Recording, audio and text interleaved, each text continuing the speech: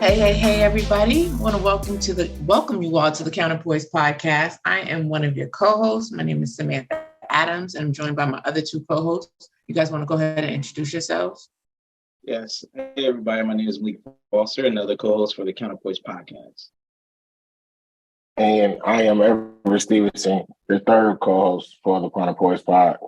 Today, we are going to discuss one of the Supreme Court recent rulings in regards to social media and the content of discussion of certain posts that individuals may make, as well as the government's regulation in regards to those posts. So recently, essentially, the Supreme Court has limited the government's reach on the content of certain posts in regards to the legitimacy and the truth of the statement being made. I believe the court wanted to allow individuals to make those decisions and in deciphering if it's something that they choose to believe or don't choose to believe. And so there's other things that also impact the ruling, limiting exactly, where the court listed exactly certain companies that this ruling will affect, such as like Reddit, LinkedIn, even Facebook, Twitter, other social media platforms that others may post information to, discords and things of the such. So before we go on ahead and get into this topic, I wanted to ask you guys, how do you guys feel about the impact on this ruling? Of course, we have to give in consideration, some of the Constitution and what, the founding fathers, as they call them, look to have speech, look to how they look to have limited speech, if we will, and then also how the courts interpret that recently. Yeah, so I just want to give a real fast history lesson. Well, not really history lesson, but a legal lesson, I guess, on freedom of speech. A lot of times when people think about freedom of speech, they think that means that they can say anything, anywhere, anytime, because this is America and I can say what I want. I have my rights. And yes, this is America. You have your rights and you can say almost anything that you want. There are different types of speech. There's free speech and there's protected speech. Under the free speech umbrella, there's protected speech and then there's unprotected speech, right? Protected speech is the stuff that you can say. Unprotected speech is the stuff that you say that'll get you in trouble, right? Like, for example, you can't scream fire in a movie theater unless it's for real, a fire in a movie theater. You can't make threats to people because that is considered a terroristic threat, which goes to part with this whole court case, right? And because you can get in trouble, you can go to jail. So when people think that they can just go around saying whatever, it doesn't mean that anything that is said does not come without consequence. Even protected speech comes with a consequence from time to time, because you insult somebody, they might break the law and punch you in the face. I mean, I'm not advocating for that. None of us are, but doesn't mean that those types of things don't happen, right? So, at the end of the day, when we're talking about unprotected speech and we're talking about social media, the issue is whether or not social media has been used as a platform for terrorism or for making terroristic threats and bullying and things like that. And so I just wanted to make sure I added that into this. I did find an article. It was from NPR. I want to try to get into a little bit more about the history. Just give me one quick second while I find what I just saw. I hate when that happens. Okay. So pretty much it says that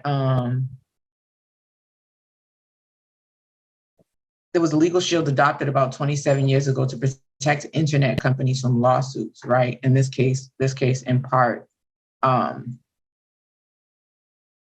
went to that.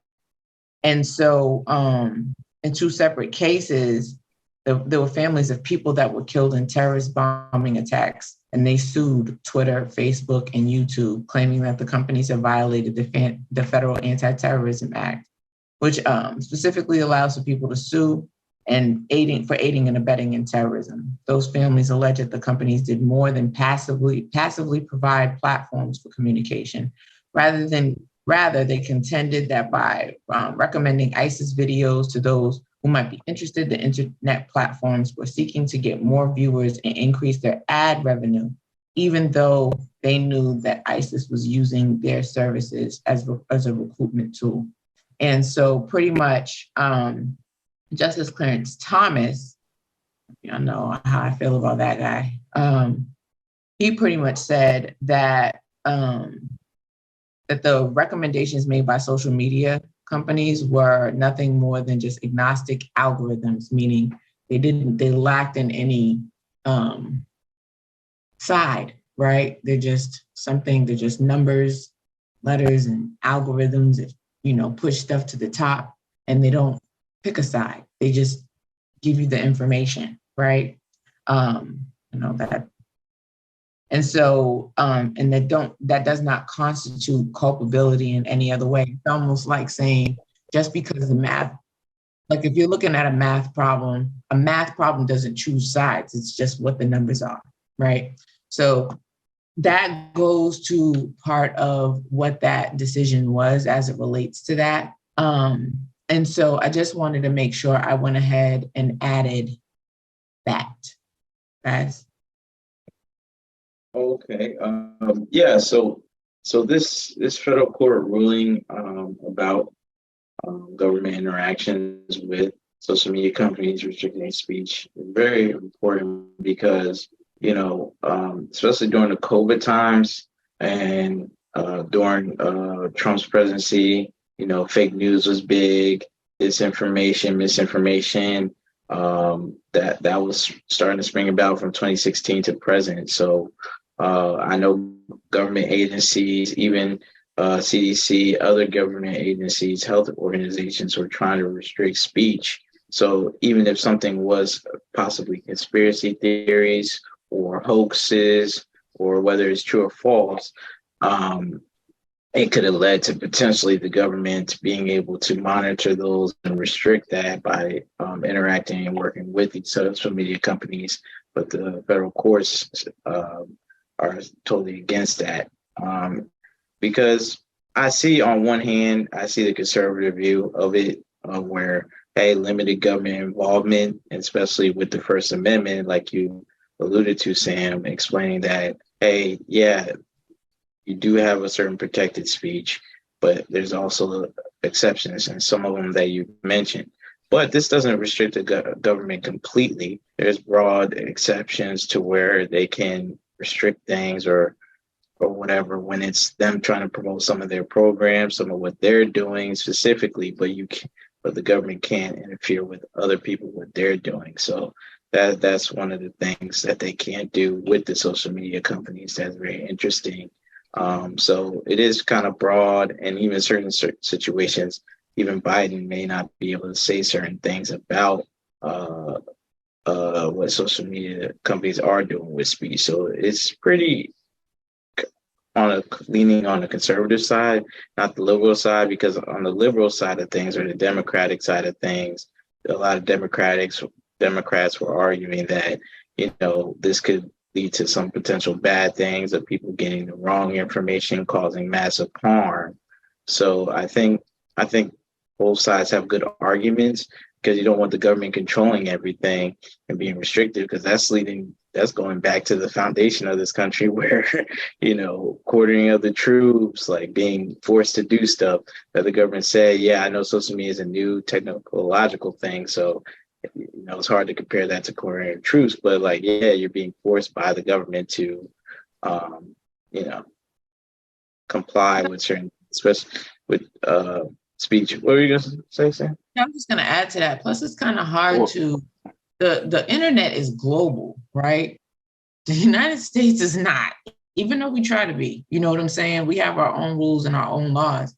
And so when we when we make these types of restrictions and things like that, we have to be mindful that what does that do to the people here in this country, right? Like, if people are free to see whatever in another country and not here, home of the free speech, like, how does that impact us negatively or positively globally? You know what I'm saying? Well, hold on, guys. I would challenge that to say, like, it's not even necessarily that what you're even seeing is an indoctrination of programming in itself, right? Like, because I think the question you were just raising was more like, well, why should government be able to regulate if something is true or not, right? But I also think there is, to a degree, a certain regulation on the type of information that is already presented to us. You know what I'm saying? It's just not necessarily done by, say, Joe Smo of, Middle America. And I think that's the difference in this, because with a lot of these companies, these platforms allow users to be able to create, mini communities and villages in order to, further whatever their missions are. I think that's something that we already see sometime in programming, as far as with maybe some of the television things we see. Of course, we always talk about that as well. Some of the music things that you hear and some of the icons that we see kind of forced to the forefront for the community at times.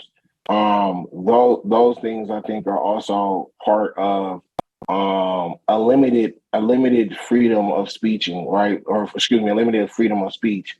But I think that us having these social media platforms has allowed for individuals to be able to provide, the type of information that they wanted to have for whoever that viewer may be, right?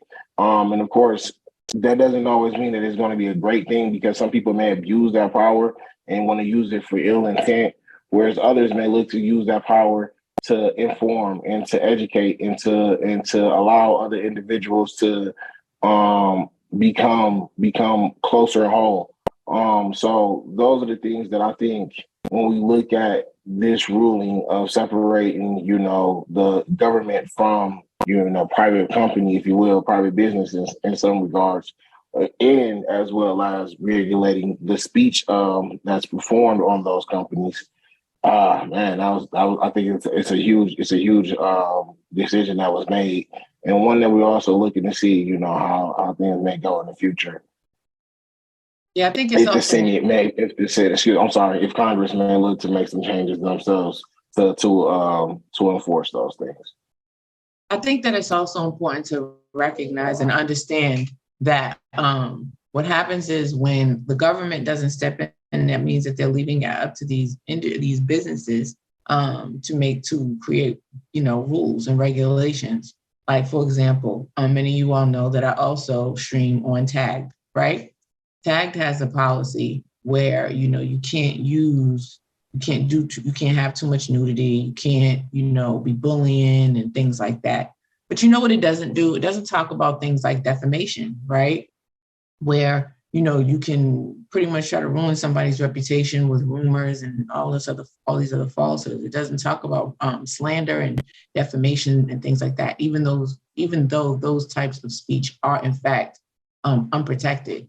You can really set yourself up for lawsuits and some more stuff fooling around, especially too if somebody gets hurt in the meantime, right?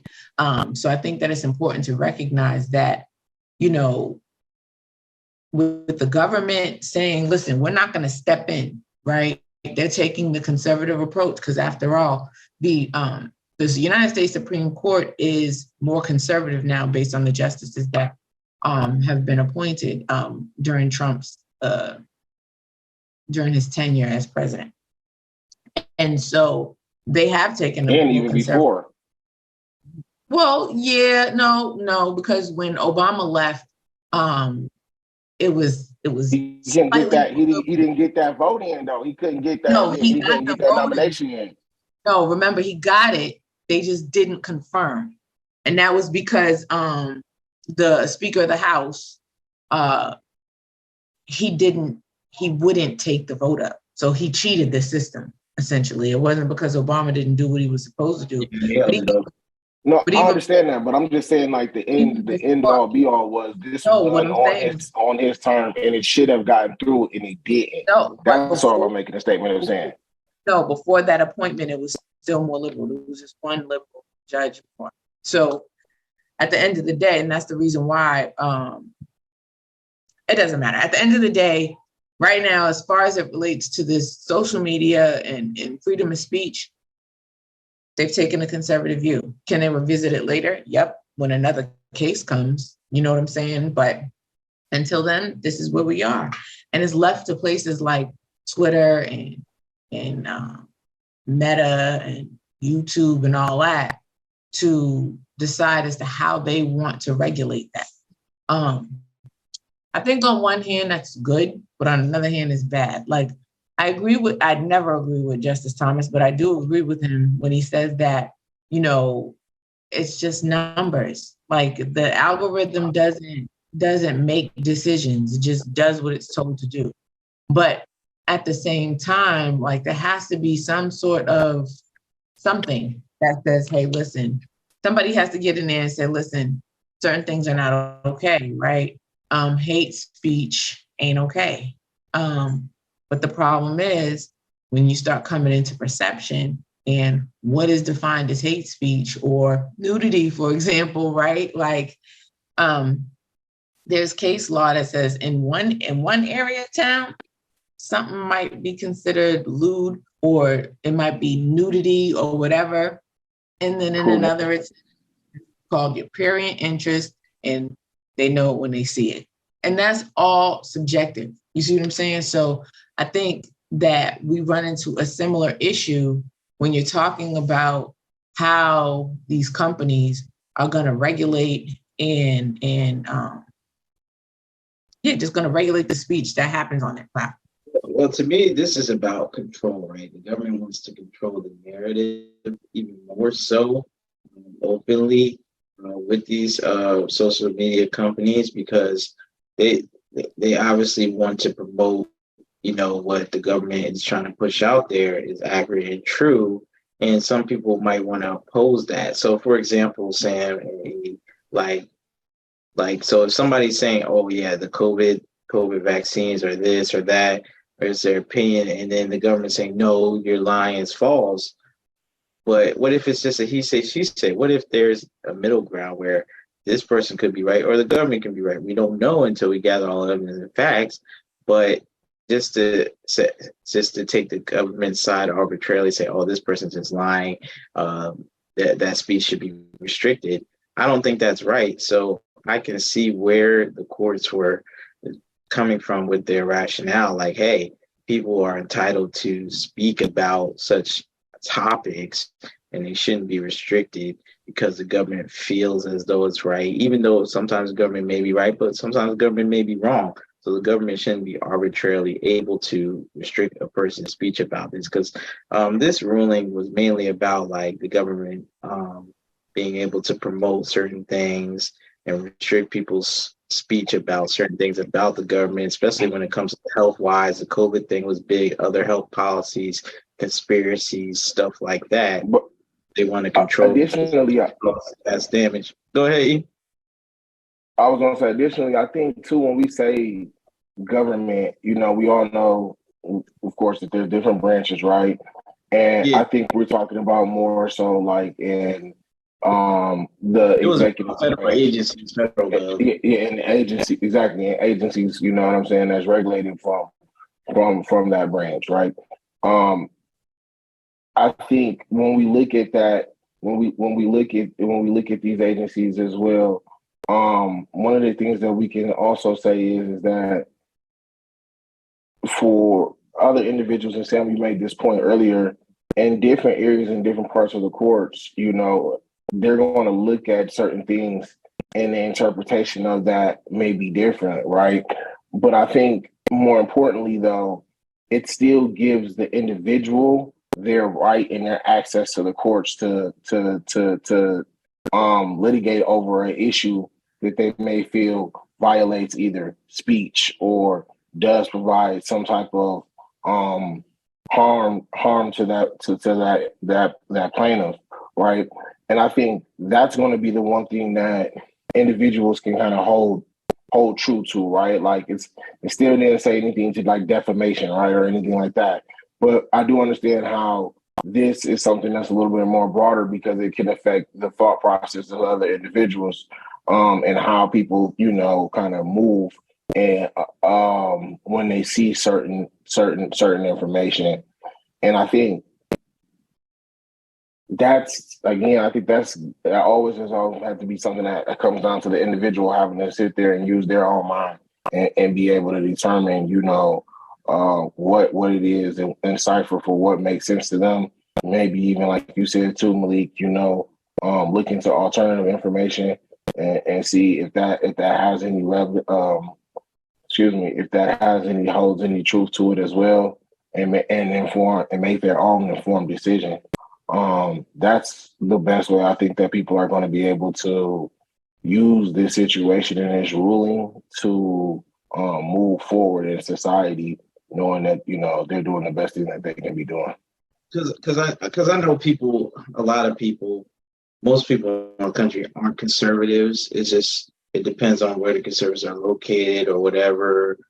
That's where most of the conservatives are, but most of the people in the country are leaning towards liberal or moderate to liberal, not conservative. But I kind of understand and somewhat agree with the conservatives on this because I feel like it could be dangerous. Like maybe you're a conspiracy theorist type of channel, or you run that kind of business or whatever, or maybe there's some validity of what you're saying, but just because the government doesn't like it, they can and communicate with the social media companies. And then next thing you know, your stuff's restricted, right? Messes up your reputation, even if you didn't say lie. Let's say if you had some evidence, but no, just because, you're on that platform, they can restrict your speech. So I think I lean towards the side of the conservative ruling here, even though I do understand some of the drawbacks of like, okay, you can't just have people just promoting like, oh, the government's bad or they're just always lying. I know that's bad, but I think the government being able to control like your speech about what the government is doing or anything the government's promoting is even worse than the other side. That's just my opinion. Uh-huh. Yeah, I agree with Malik. I typically don't fall within the conservative side of things, but I do think that government should be a little bit more hands-off when it relates to something like this. And the reason is because we the people, we the people should say what it is we want to say, right, wrong, or indifferent, right? And when you restrict that, you restrict a lot. Like it's not just speech, you also are restricting free thought, and it honestly goes to propaganda and brainwashing when people don't have the ability to say what they want. Should speech be restricted to a degree? Yes, because you can't just go around creating dangerous spaces based on the things that you choose to say, or just because you're angry with somebody, you want to go ahead and you want to tear down their whole reputation and ruin their whole life.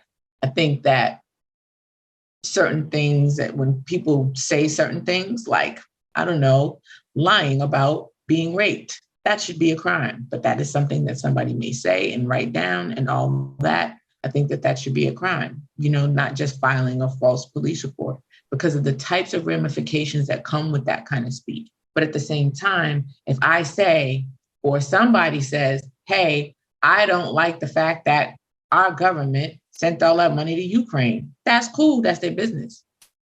We're taxpayers. We should be able to say how we feel about what happens with our money, regardless if we don't really, when we elect these people in and we don't necessarily have a say so as to where it goes, we do, but we don't. We only do through our representatives.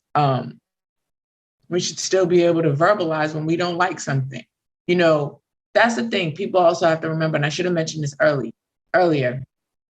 the First Amendment is freedom of speech, right to assemble, right? Those are two parts of that amendment. There's other parts, but that they're not relevant to what we're talking about.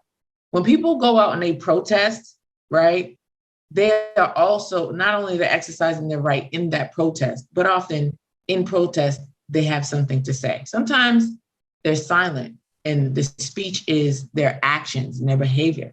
We have to remember that people should be able to say what they want when they don't like something, especially when this country is supposed to be governed on we the people. And we're the ones that support. It doesn't go from the top down, even though it kind of does. It really goes from the bottom up. And a lot of times people have to recognize our country is not really, even if it's built like this, it doesn't go, it's not like this, it goes this way. And the reason why it's this way is because when we vote, we put them people at the top. They don't put themselves. So people have to really realize the importance in voting, which we often talk about, because we need to put the right people in place so that we are able to maintain our rights. And so as it relates to this, I agree with what Malik said. I lean towards a conservative view as it relates to businesses being able to have more control over restricting the speech in their platform, because that's the other thing. If you don't like the regulations of a platform, you have the freedom to go somewhere else. And a lot of times people act like they don't, and you do, unless you have been completely banned. So, I think that we have to be mindful of that.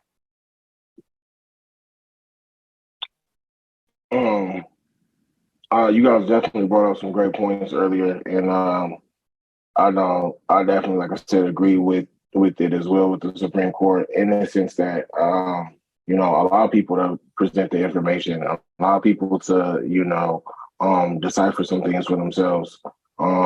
That's definitely something that has been true and dear to this country's foundational practices, right? So, and to be honest, I think that's one of the reasons why we have such liberal gun laws as well in some regards, is because of the fact that these are things that were held true to the foundation of this country. And some would say that made it one of the best parts of being in this country, right? Is because you have the right to be able to say things. When we look at other countries, you can't say certain things against, world leaders or against, certain individuals within that country. And that's a liberty that is allowed to us here in this country. So having government be able to restrict certain things is harmful. But I also think that, to the flip side of this as well,